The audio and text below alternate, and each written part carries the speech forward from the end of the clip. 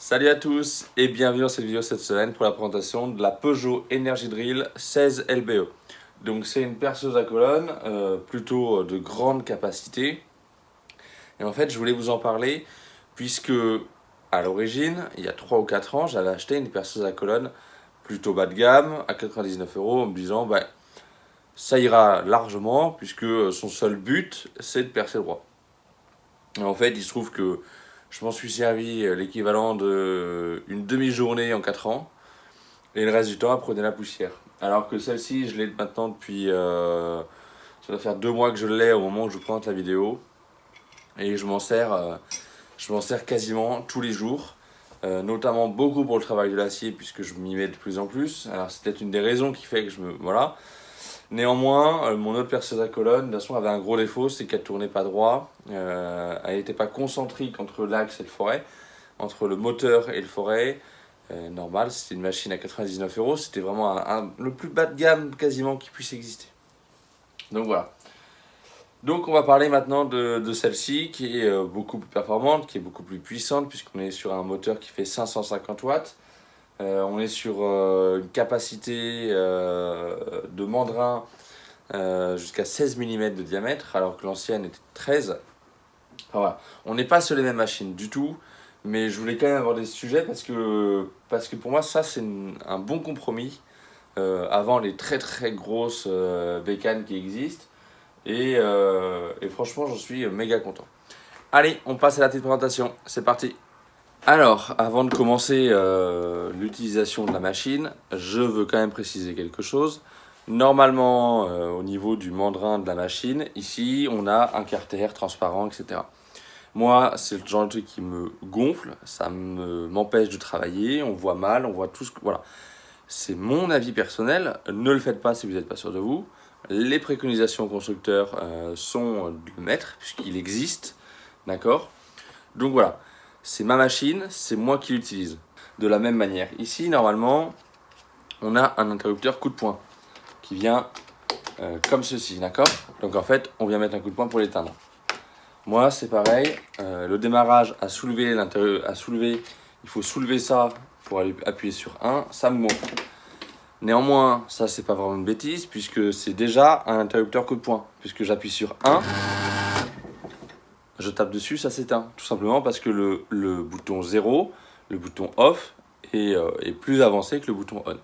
Voilà. C'était la petite précision. Maintenant, vous faites ce que vous voulez. Moi, je vous présente la machine, les capacités de la machine. Je ne vous présente pas un packaging sécurité. Ça, c'est juste pour que les choses soient claires.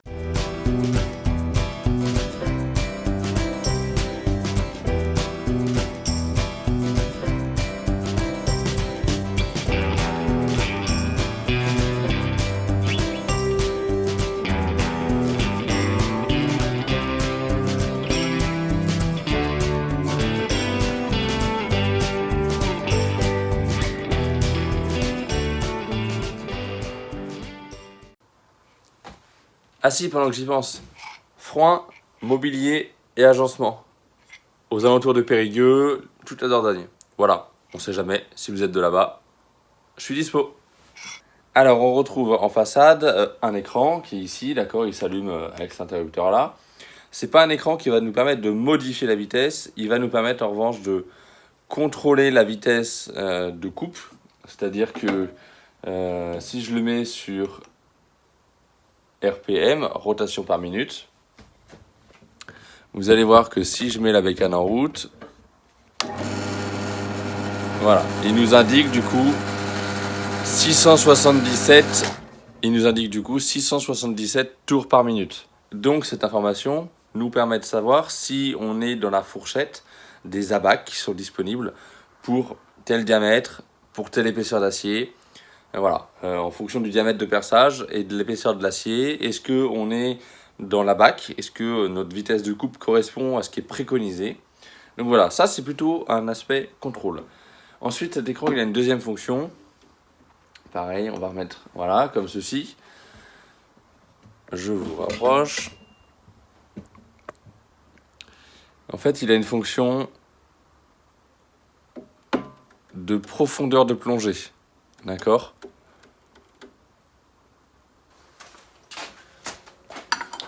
Donc pour se servir de ce réglage-là, rien de bien compliqué. Je viens mettre ma pièce à usiner dans les taux prévus à cet effet. Je le serre. Je vais venir faire descendre mon forêt en contact, d'accord? À partir de là, du coup, il me reste juste à appuyer sur le 0 ici. Donc, une fois que ce réglage est fait, il suffit au moment où je démarre l'usinage et que je veuille, par exemple, imaginons que je sois en train de travailler une pièce de bois, je veux descendre de 10 mm. On sait que quand je suis en contact, comme à ce moment-là, je suis à 0. Il me suffira donc de contrôler ma descente et de m'arrêter quand l'écran affichera 10 mm. Voilà, c'est pas plus compliqué que ça. Allez, on continue. Alors, on parlait des vitesses. Du coup, les vitesses vont se régler dans le capot qui est au-dessus. Je vais vous le montrer dans un instant. Et ça nous permet d'avoir du coup 16 vitesses de rotation différentes, allant de 220 à 2840 tours minute. Voilà. Après, dans cette plage de vitesse, normalement, vous trouverez la vitesse qui est adaptée au travail que vous voulez faire. Voilà. Je vous avoue que je change quasiment, pour ainsi dire, je n'ai jamais changé de vitesse. Elle est sur sa vitesse, aux alentours de 700 tours minute. Pour le travail de l'acier, ça me suffit largement. Peut-être que c'est pas l'idéal, mais je vous avoue que changer régulièrement de vitesse, ça devient vite problématique. Cette machine-là n'est pas équipée d'un bouton pour changer de vitesse automatiquement. Donc il faut passer par le système de courroie que je vous montre tout de suite. Alors pour l'ouverture du carter, il faut tout simplement venir dévisser cette vis avec une clé Allen. Moi j'ai rajouté, pour éviter les vibrations, une petite bande de compribande là, d'accord. En fait, c'est qu'avec les tours minutes, la tôle vient taper un peu là-dessus. Du coup, ça fait des vibrations pas très agréables. Donc, une petite bande de compribande et ça fonctionne très bien. Donc, à l'intérieur, on vient du coup retrouver ici une sécurité avec ce petit crochet-là. C'est-à-dire que là, je ne vais pas pouvoir démarrer la machine tant que le capot n'est pas refermé. On vient retrouver un ensemble de 3 poulies. D'accord ? Donc c'est des poulies, je ne sais pas comment appeler ça, des poulies coniques, d'accord, avec des échelles de tailles différentes. Et on vient retrouver un petit abac, d'accord, qui nous indique que pour avoir tel tour minute, d'accord, pour avoir tel tour minute, donc en 50 Hz ou en 60 Hz, pour avoir 180 tours minute par exemple en 50 Hz pour nous, il faut venir mettre la 1 sur la première courroie, d'accord, donc sur celle-ci, et la 4 sur celle-ci, d'accord. Donc on vient mettre ça avec ça, et celle du bas ici. Voilà. Vous retrouvez tous les abacs, donc on a bien dit 180 à 2770 tours minute, avec 16 vitesses en tout, en jonglant entre les différentes poulies. Donc pour compléter un petit peu, on a un plateau qui est sur crémaillère, c'est-à-dire que pour le monter et le descendre, il suffit de desserrer à l'arrière avec cette molette, d'accord. Et ensuite, on va pouvoir venir le faire monter et descendre à l'aide d'une crémaillère.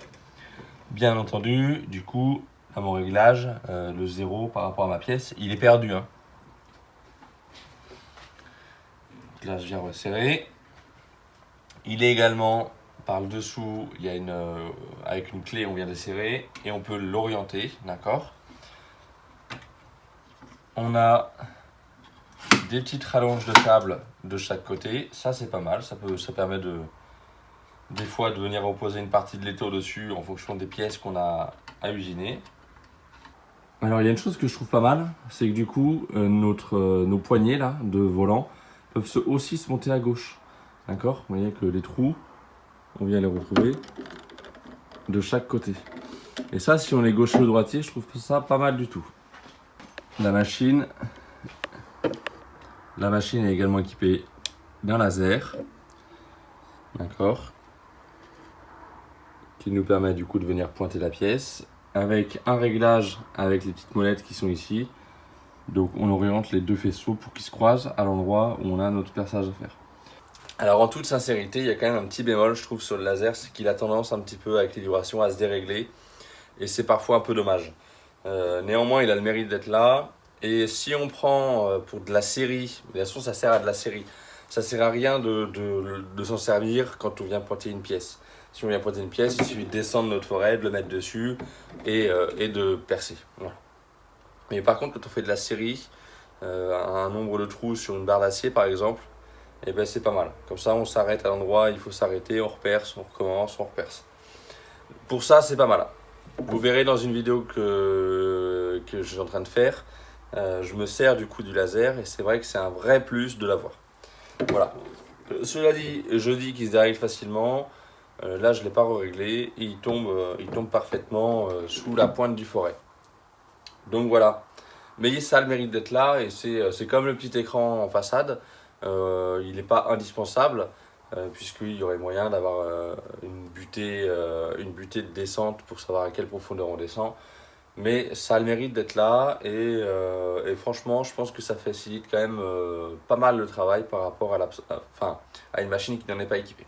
Alors, je viens de descendre le plateau au plus bas et du coup, pour pouvoir mesurer la hauteur de travail, on est grosso modo à 29,5 cm entre le plateau et le début du mandrin. Sachant que c'est un mandrin cône morse, d'accord? Donc, on a un outil fait pour taper ici, détacher ça, et on peut utiliser du coup tous les forêts morses qui existent. Ce qui permet en fait de gagner quand même la longueur du mandrin en capacité de perçage. Et là, c'est vraiment pour des applications très spécifiques la plupart du temps. La plupart des gens vont se servir du mandrin. Voilà. Allez, on remonte ça. Donc 29,5 cm. Alors, maintenant qu'on a passé tout en revue, j'ai pas les capacités, je connais pas les capacités de coupe de la machine max et tout, acier, bois, etc. Mais on va faire des essais tout simplement avec ce que j'ai comme matériaux, ce que j'ai comme acier dans l'atelier et ce que j'ai comme bois dans l'atelier. Donc on va commencer par ce petit tube d'acier, tube rectangulaire, 27 par 30 ou 27 par 40, je ne me souviens plus exactement, mais par contre c'est du 3 mm. Là j'ai un forêt de 6 mm qui est monté dessus, on va pouvoir faire des petits essais de perçage. Allez, on y va. Alors, autant que faire se peut, j'essaye d'utiliser des forêts HSS Co. C'est-à-dire qu'ils ont un revêtement au cobalt dessus. C'est plus qualitatif que ces forêts-là. Vous voyez, c'est pas tout à fait la même couleur. Là, on est sur une couleur un peu bronze et là, on est sur une couleur un peu dorée. Celui de gauche, c'est un HSS Ti. C'est-à-dire qu'il a un revêtement titane. Les forêts au cobalt, avec un revêtement cobalt, sont plus performants et tiennent mieux l'affûtage. Pareil, là on s'en fiche, c'est W40, mais il y a plein de marques qui existent. Huile de coupe, pareil, on met une petite lichée avant chaque coupe. Donc, petite lichée.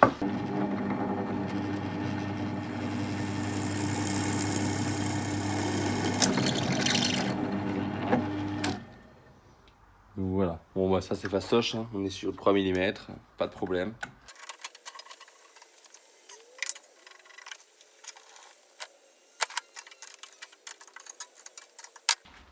Donc là, vous venez de me voir réinstaller l'étau, relever la table, parce qu'en fait, sur le trou précédent que j'ai essayé de faire pour la vidéo, j'avais pas assez de profondeur de descente.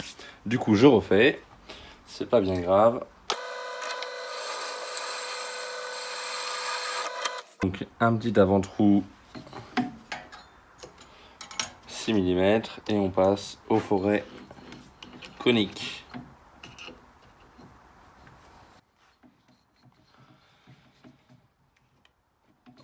Voilà, allez, c'est parti.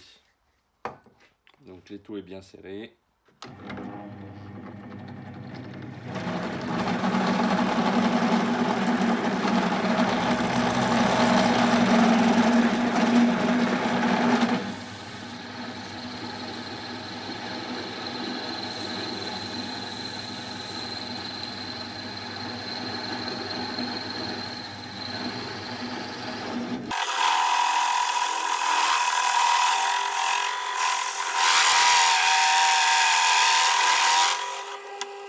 Donc voilà, on est quand même sur un trou de 16 mm de diamètre. Voilà, vous voyez que la machine, elle le fait sans problème. Et pour tout vous dire, boulet que je suis, vous voyez, eh bien, j'ai percé mon étau avec. Donc ça va pas si mal, hein, puisque vous rajoutez facile 3-4 mm de perçage en plus de l'épaisseur des 8 de tout à l'heure. Voilà, quand on fait pas gaffe, ben voilà, bravo. Allez, comme je suis un peu joueur, on va tester un perçage à 54 mm.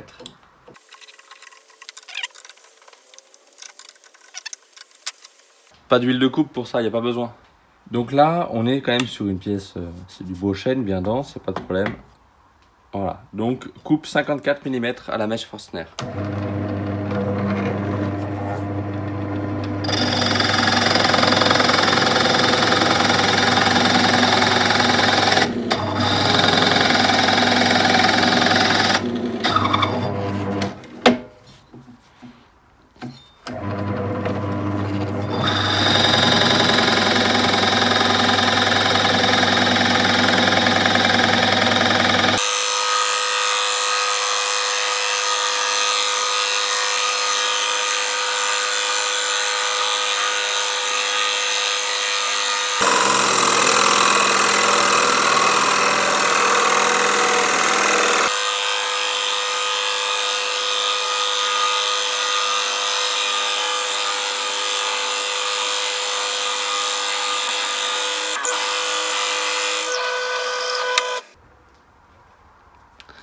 Allez, c'est de joli copeau, hein. Donc au démarrage, j'ai peut-être un peu forcé sur la machine. Il faut vraiment laisser travailler la mèche. Du coup, ça s'est bloqué 1 ou 2 fois. Mais ça a fait le job. Vous voyez, regardez. Il y a quand même un trou qui fait donc 54 mm de diamètre et on est à 45 mm. On est grosso modo à 45 mm de profondeur. Voilà, avant de conclure cette vidéo, je voulais quand même faire une petite info transparence puisque Peugeot Outillage m'a envoyé cette machine gracieusement. Il n'y avait pas de deal de départ, il n'y avait pas de présentation de la machine. J'ai reçu d'autres outils de chez Peugeot que je ne vous ai pas présentés. Certains, peut-être, vous les avez vus dans les vidéos. Certains, peut-être, je les présenterai un jour. Certains, je les présenterai peut-être jamais. Voilà, il n'y a pas de deal avec Peugeot de présentation des outils. Je vous la présente parce que c'est une machine que je découvre quasiment en même temps que vous. Ça fait 2 mois que je l'ai et donc je suis encore en train de la découvrir. C'est une machine que j'apprécie plutôt pas mal. Et donc voilà. Mais ça, si ça me plaît pas, je vous l'aurais dit. Le laser me plaît pas, il me convainc pas. Pour moi, il se dérègle trop facilement. Et donc voilà. Le reste dans l'ensemble, pour mon usage de métalleux amateur, c'est-à-dire que je m'en sers, je fais très très peu d'acier. Alors ça vient progressivement de plus en plus, mais voilà. Pour moi, c'est une machine qui est plus dédiée au travail de l'acier, même si on a vu que le bois, ça pouvait le faire. Mais pour du travail acier, pour mon usage qui est toute somme modeste, je trouve que c'est parfait. Après, voilà, si vous faites du métal toute la journée, je suis pas sûr que ce soit quelque chose qui vous convienne. Il faudra certainement taper dans des machines plus conséquentes, plus importantes. Et voilà. Voilà, bon, je vous remercie d'avoir visionné cette vidéo. On se retrouve très vite pour une prochaine vidéo. Pensez au code PB-MAX avec mon partenaire de chez Max Outils. Voilà, ça vous donnera 5%. Faut y penser. Et je pense que la prochaine vidéo, ce sera certainement la vidéo de présentation de l'entreprise Max Outils. Allez, ciao!